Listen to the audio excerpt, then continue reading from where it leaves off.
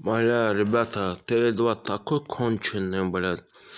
На счету у меня 8000 рублей и не могу вводить эти деньги, короче. По ошибке скинул туда. Сейчас сменить хочу тариф. У меня тариф 1400 рублей стоит, самый дорогой, блядь. Сменить, чтобы не сажал эти деньги, блядь.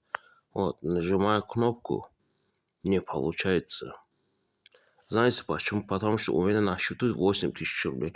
Такие жадные мошенники, блядь. Ну это 8000 рублей, хуйня это все. Ну нахуя так делать? Вот не могу сменить тариф, ребят.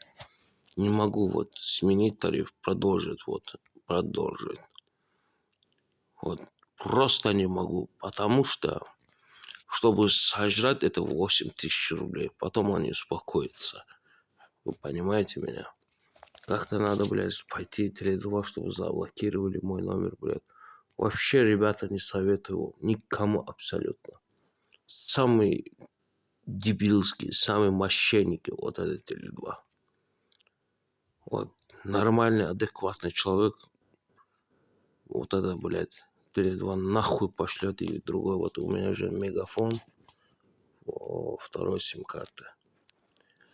Перехожу на Мегафон, блядь. Лучше Мегафон, блядь, чем это, блядь, гандонский, блядь, Теле2, блядь.